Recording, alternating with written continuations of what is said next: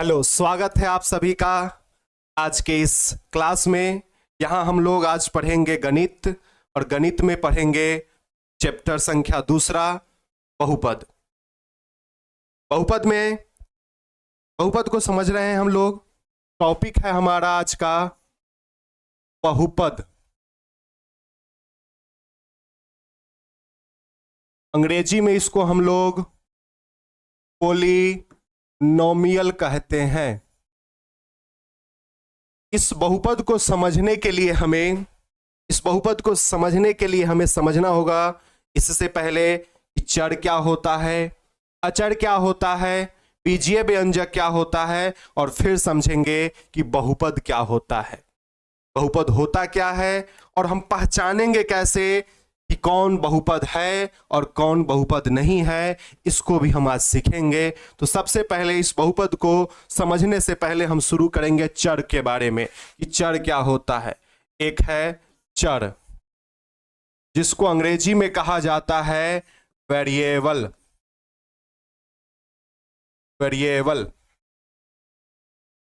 चर क्या होता है? तो वैसी राशि जो अपना मान बदलते रहे, जिसका मान बदलते रहता है, वह कहलाता है चर। मतलब परिभाषा हुआ वैसी राशि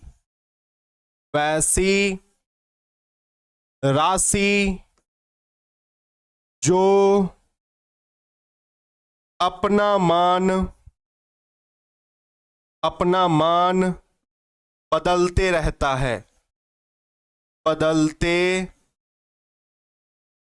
रहता है, चर कहलाता है। चर कहलाता है। जैसे होता क्या है ये चर? जैसे मान लीजिए अभी हम यहां खड़े हैं तो मेरी स्थिति किसी बिंदु से कुछ दूरी पर होगी। मान लेते हैं यहाँ एक बिंदु है, यहाँ से 10 सेंटीमीटर या 15 सेंटीमीटर की दूरी पर होगा। फिर हम यहाँ से आ गए यहाँ पर। अब जब हम यहाँ आ गए हैं तो दूरी बढ़ गई। तो जो दूरी बदल रही है। वहाँ पर मेरी स्थिति, मेरी जो दूरी थी किसी बिंदु से, वो कुछ और थी। अब हम यहाँ पर आ चुके हैं तो दूरी बदल चुकी है। तो अब हमारी स्थिति कुछ और है, वहां उस बिंदु से हमारी दूरी कुछ और है। तो ये बदल रहा है। कभी 10 सेंटीमीटर था और अभी मान लेते हैं 100 सेंटीमीटर हो गया होगा। तो हमारी दूरी बदल रही है। तो चर वही होता है, वैसी राशि जो अपना मान बदलते रहता है, चर कहलाता है। जैसे दूरी बदलते रहता है। हम लोग अभी मान लीजिए पटना में हैं, फिर कुछ देर के बाद अपने शहर में होंगे। तो जो बदल रहा है, या दूरी बदल रहा है, और इसे ही चर कहा जाता है। तो इसमें चर में होता है, एक उदाहरण जैसे हम लिखेंगे, जैसे में इस स्थिति में हम कह सकते हैं कि दूरी चर होगा।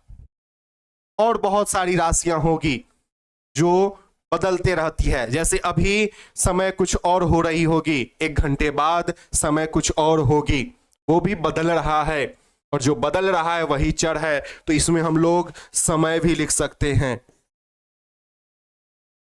आदि।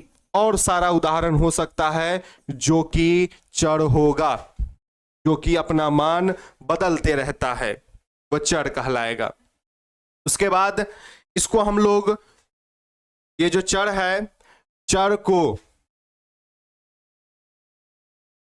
को हम प्रायः ABCD के अक्षरों से दर्शाते हैं। A, B, C, D, इन अक्षरों से हम लोग प्रायः ABCD को, चर को हम प्रायः ABCD के अक्षरों से दर्शाते हैं। ये चर होता है। उसके बाद तो हम लोग समझ चुके हैं चर के बारे में कि चर क्या होता है। चर वैसी राशि जो अपना मान बदलते रहेगा, वह चर है। इसके उदाहरण में दूरी हमेशा किसी न किसी वस्तु के बीच में दूरी बदलते रहती है, समय समय भी बदलते रहता है, वह भी चर है। उसके बाद इसी का एक और है अचर। ऐसे समझ लीजिए ये दो ऐसे भाई हैं जिसमें दोनों का सोच बहुत अलग है, दोनों डिफरेंट हैं, उल्टा एक दूसरे का ऑपोजिट है। चर क्या है? तो अपना मान बदलते रहता है, और अचर क्या है? तो अपना मान नहीं बदलता है। तो अचर का परिभाषा हम लोग देखते हैं। अचर क्या होता है? अचर अंग्रेजी में इसको हम लोग कांस्टेंट कहते हैं, और अचर का परिभाषा है वैसा राशि, वैसा राशि जो अपना मान नहीं बदलता है, नहीं बदलता है, अचर कहलाता है। अचर कहलाता है। अब अपना मान क्या नहीं बदल रहा है? जैसे अभी हम चर में समझे कि यहां हम खड़े थे, यहां चले गए, तो मेरी स्थिति में बदलाव हुआ, दूरी बदला, तो वो चर था। क्या नहीं बदला? तो मेरा जो वजन रहा है, यहां भी सेम वजन था और यहां आ गए तो यहां भी सेम वजन है। तो इस स्थिति में वजन नहीं बदल रहा है, तो जो द्रव्यमान होगा वो अचर होगा। यहां पर इस स्थिति में कभी कभी द्रव्यमान भी बदलता है, लेकिन इस स्थिति में जो द्रव्यमान है वो नहीं बदल रहा है, इसीलिए द्रव्यमान अचर होगा। ऐसी बहुत सारी राशियां होगी जो अपना मान नहीं बदलता है, और उसे कहा जाएगा अचर। अचर को हम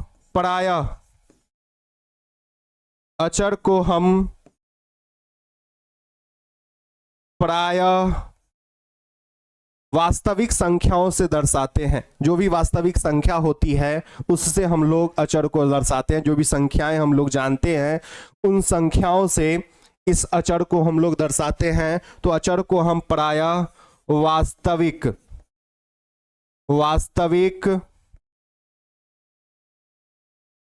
संख्याओं से दर्शाते हैं।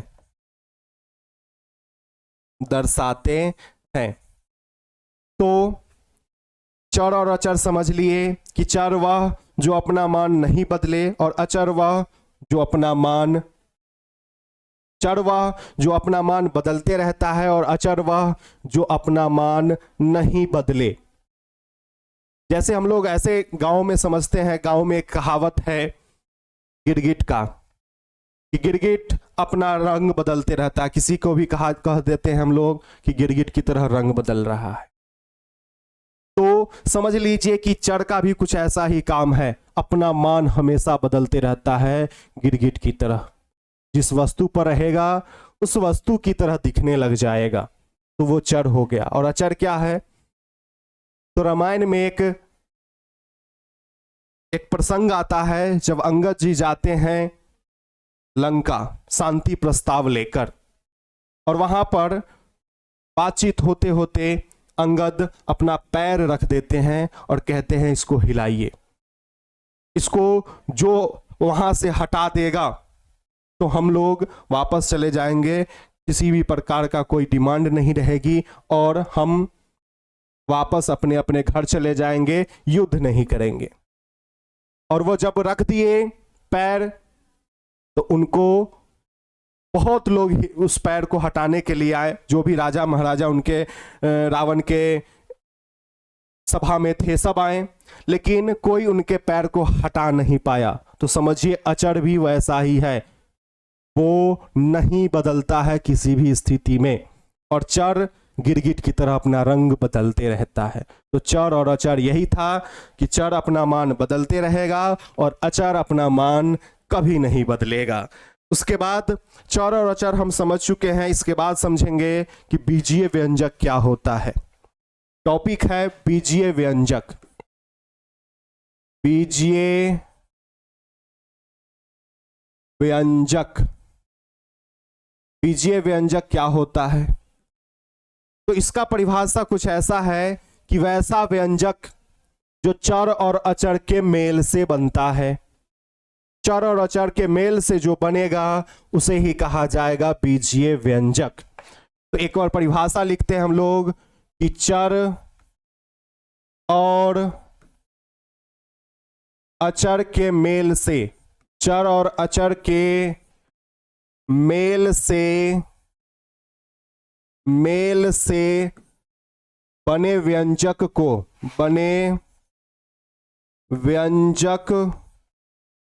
को बीजीय व्यंजक कहा जाता है।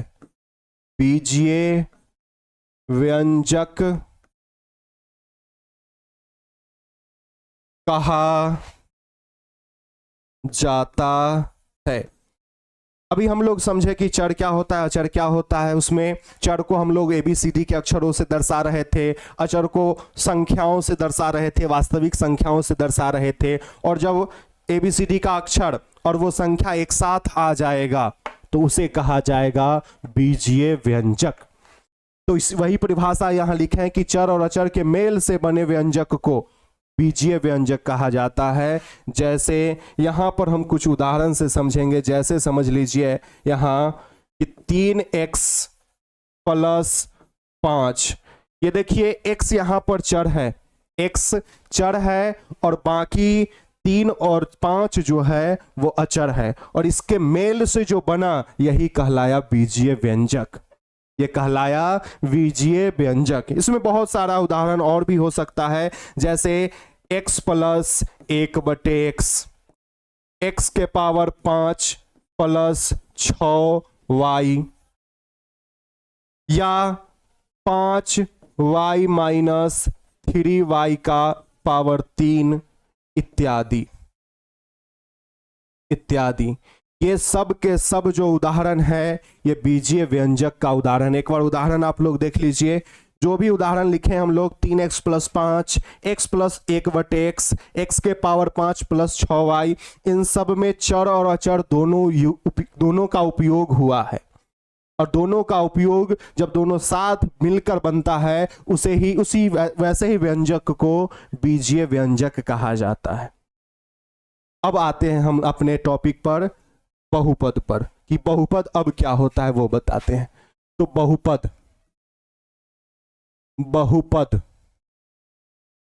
बहुपद को अंग्रेजी में कहा जाता है पोलिनोमियल,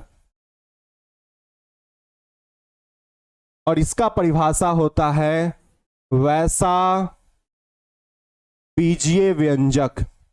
पहले परिभाषा एक बार हम लिख देते हैं फिर समझा रहे हैं।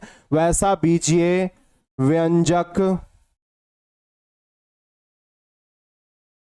जिसके चर के घात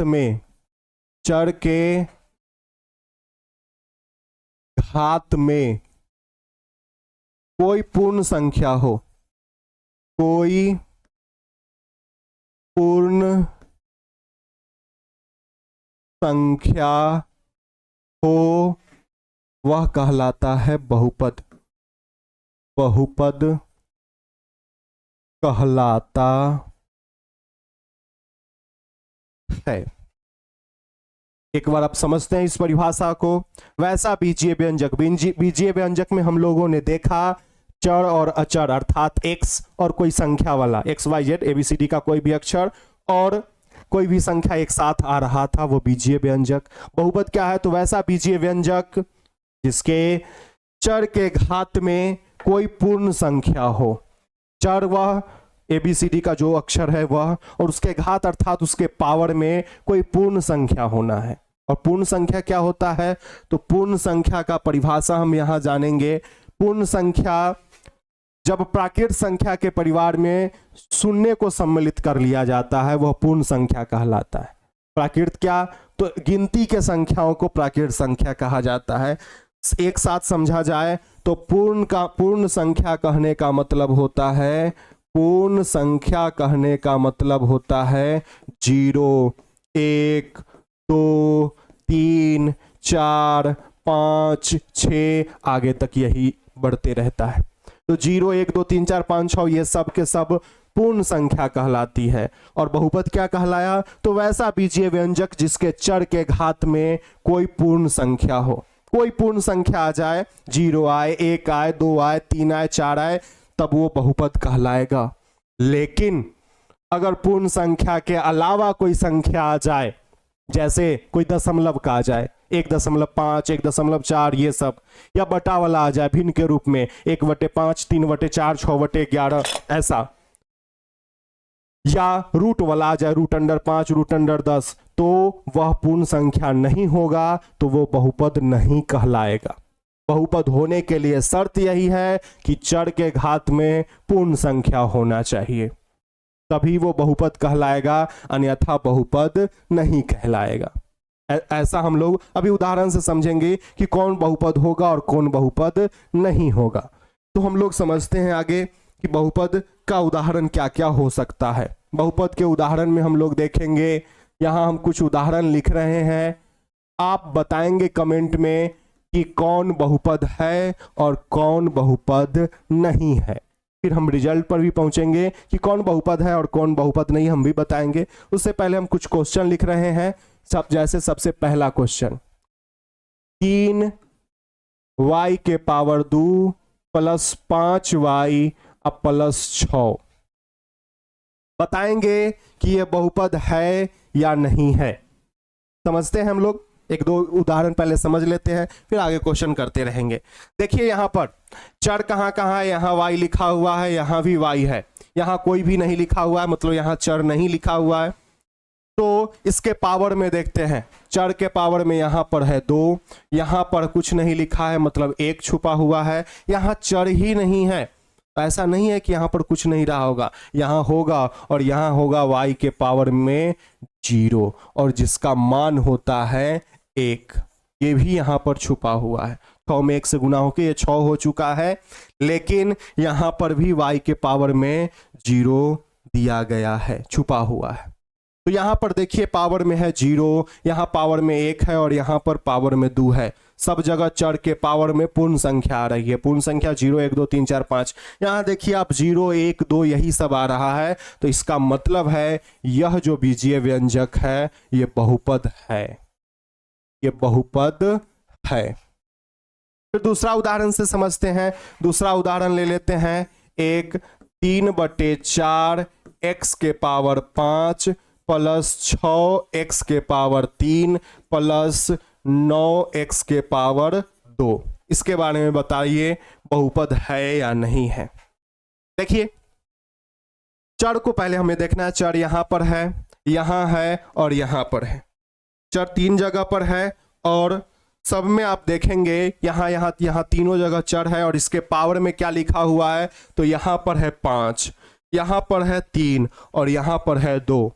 5 3 और 2 सब के सब पूर्ण संख्या होता है, इसीलिए यह भी उदाहरण बहुपद है। इसको भी हम लोग कहेंगे कि यह भी बहुपद है। एक और उदाहरण समझते हैं, तीसरा मान लीजिए 9x के power 3/4 plus 10x³ minus 11x। इसमें देखिए तो जहां जहां चर लिखा हुआ है, जो चर लिखे हैं हम लोग, जो भी यहां चर है x, यहां भी x और यहां भी x, 3 जगह चर लिखा हुआ है। इसके पावर में हम लोग देखते हैं तो यहां पर देखिए चर के पावर में है 3/4, यहां चर के पावर में है 3 और यहां पर चर के पावर में है 1। 1 और 3 तो पूर्ण संख्या है, 1 और 3 पूर्ण संख्या है, लेकिन 3/4 पूर्ण संख्या नहीं है। और इसीलिए हम कहेंगे चूंकि चर के पावर में कोई पूर्ण संख्या यहाँ नहीं है, इसीलिए यह बहुपद नहीं है। यहाँ हम लोग कहेंगे कि यह बहुपद नहीं होगा। ये बीजीय व्यंजक तो है लेकिन यह बहुपद नहीं है। ऐसा और सारा उदाहरण हो सकता है। एक और उदाहरण हम यहाँ लिखते हैं, उदाहरण संख्या 4।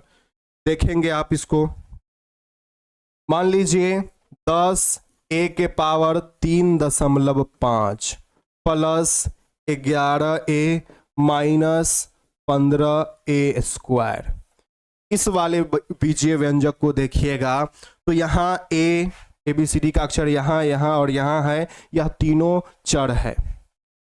अब तीनों चर है तो इसमें जो पावर है चर के पावर उसको देखते हैं। यहाँ तो पावर में 2 है, यहाँ पर आप देख पा रहे हैं कि यहाँ पावर में 2 है, ये तो चलेगा, पूर्ण संख्या है।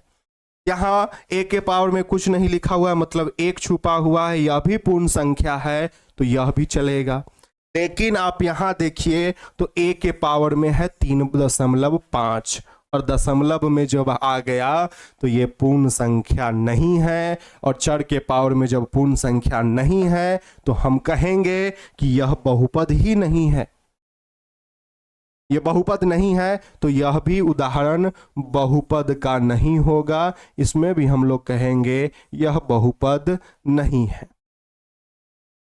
तो ऐसे बहुत सारा, अगर पावर में आ जाए रूट वाला या पावर में आ जाए दशमलव बटा वाला आ गया, इस तरह से अगर आ गया रूट वाला, रूट कहने का मतलब ऐसा नहीं हो कि रूट अंडर 25 आए। अगर पावर में x के पावर में x, यहां समझते हैं, अगर x के पावर में रूट अंडर 25 आ गया तब तो ये बहुपद होगा। क्यों होगा?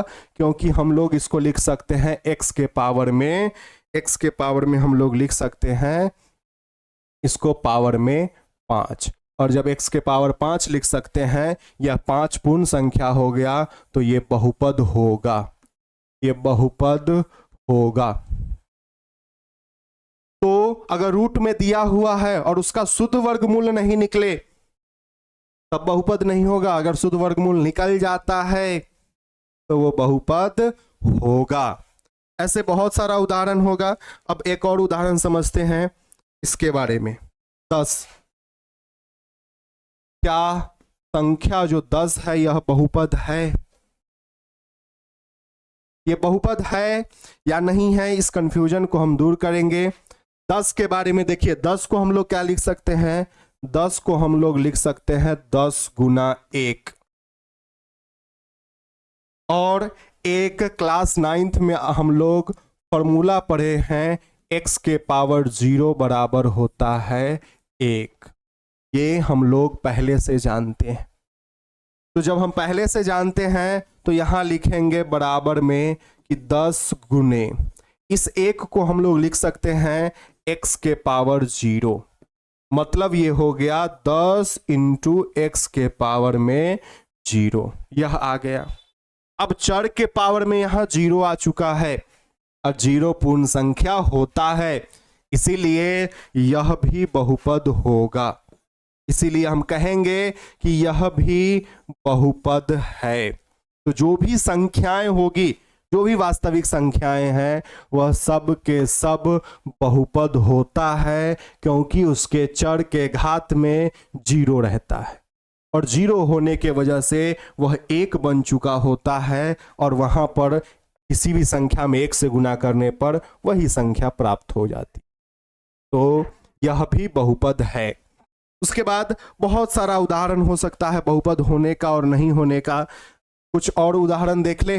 जैसे मान लीजिए एक क्वेश्चन की y के पावर 6/3 प्लस y के पावर 2 प्लस 5, ये बहुपद है या नहीं देखते हैं।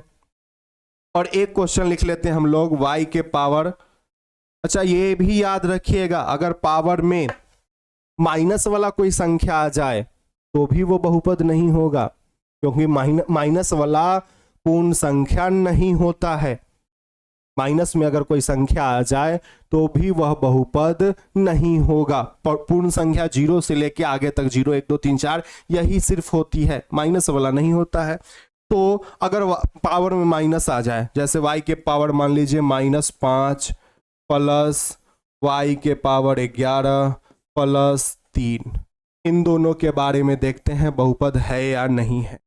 अभी बता दिए माइनस आ गया तो बहुपद नहीं होगा, तो नीचे वाला में यहाँ चर के पावर में माइनस वाला संख्या आ चुका है, इसीलिए ये तो बहुपद नहीं होगा, बहुपद यह नहीं होगा। उसके बाद इसके बारे में समझते हैं, ये इस क्वेश्चन को। इसमें पावर में 2 है, यहां पर 2 पूर्ण संख्या होती है, ठीक है। 5 है, 5 के बारे में ये संख्या हो गया, और संख्या के साथ जो मतलब छुपा हुआ है y के पावर 0 वाला, वो y के पावर 0 1 बन चुका है, तो संख्या है, ये तो बहुपद होगा। इसको देखते हैं, 3 से ये 6 कट जाएगा 2 मर्तबा में, और इसी बहुपद को हम लोग लिख सकते हैं y के पावर 2 अब प्लस y के पावर 2 अब प्लस में 5, फिर बराबर में ये दोनों जुड़ जाएगा, ये हो जाएगा 2y के पावर 2 फिर प्लस में 5, और यहाँ आप देखेंगे कि चर के घात में एक पूर्ण संख्या आ चुका है, इसीलिए यह बहुपद होगा, यह बहुपद होगा, यह बहुपद है। तो हम लोग समझ चुके हैं आज क्या क्या समझे, हम लोग समझ चुके हैं क्या क्या है। सबसे पहले हम लोग समझे चर के बारे में कि चर क्या होता है। इसमें बताए कि वैसा राशि जो अपना मान बदलते रहता है वह चर कहलाता है, ये आज हम लोग सीखे हैं। और चर को हम लोग ABCD के अक्षरों से दर्शाते हैं। फिर हम समझे अचर के बारे में, और अचर में बताएं हम कि सभी वास्तविक संख्या अचर होती है, और या ऐसे भी कह सकते हैं कि वैसी राशि जिसका मान नहीं बदलता है वह अचर कहलाता है, और सभी वास्तविक संख्या अचर होती है। और इस यहाँ पर अचर के उदाहरण में जो सभी वास्तविक संख्या आ सकता है, -5, 11, 3.5, 3.7 पर रेकरिंग, 3.8, 14/3, यह सब के सब अचर है। और इसके बाद हम लोग समझे बीजीय व्यंजक के बारे में, बीजीय व्यंजक के बारे में। इसमें हम लोग जाने कि चर और अचर के मेल से जो व्यंजक बनता है वो बीजीय व्यंजक कहलाता है। इसके बाद समझे हम लोग बहुपद के बारे में, और बहुपद में हम लोग समझे हैं आज कि वैसा बीजीय व्यंजक जिसके चर के घात में कोई पूर्ण संख्या हो, पूर्ण संख्या 0, 1, 2, 3, 4, 5, 6 ये सब अगर होगा तो वो बहुपद कहलाएगा। ये चारों चीज हम आज समझे हैं। तो आज के लिए इतना ही, मिलते हैं अगले क्लास में। धन्यवाद।